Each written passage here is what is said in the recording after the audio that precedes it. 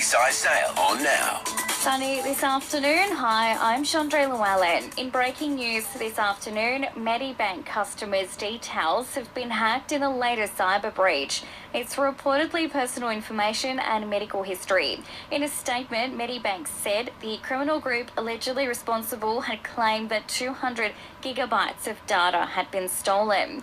Surf Coast Council crews will be checking roadside drains over coming days after recent heavy rain.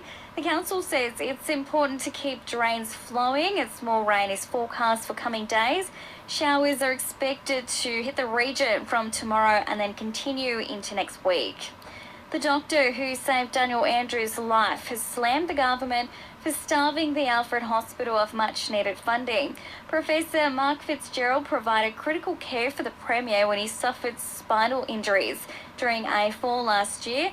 Despite treating the Premier, he claims Daniel Andrews' office has ignored his pleas and services will further deteriorate without support from the government. It is urgent. This has been going on for quite a few years now. The feeling is that if we don't secure funding, we'll lose people and the organisation will disintegrate. The staff are really, really upset about this.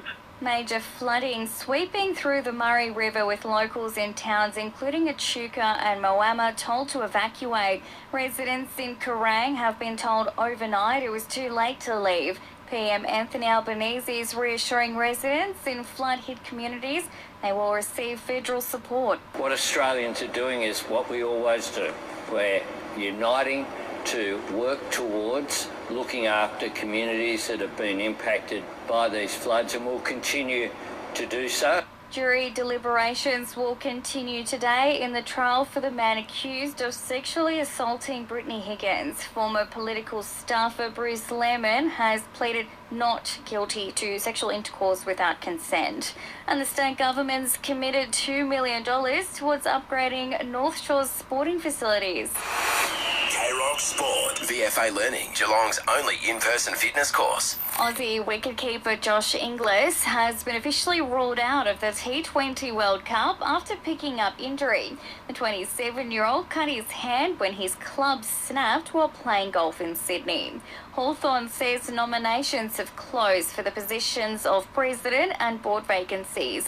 The position of president received 2 nominations, while former Deputy Premier James Merlino has nominated for a place on the board.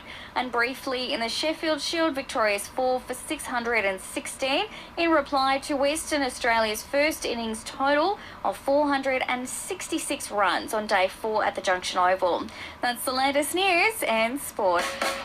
Reggae Fest, Vibes of the Caribbean, and they have food, music, entertainment and good vibes. Coming to Geelong, Johnston Park, the last Saturday in October. Artists like Flames Eye, Nicky Bomba headline a huge list of talented reggae artists. Bring the family for food trucks, market stalls and hours of music, dance and games. Bring your rug or deck chair and keep up to the rhythm. Reggae Fest, Saturday, October the 29th at Johnston Park. Book now to Eventbrite. We call it a K-Rock weather. Geelong Bank's 1-2 home loan. 1% less for 2 years. Mostly sunny across Geelong and the Surf Coast. 19. Tomorrow showers increasing 23, and right now in Geelong it's 17.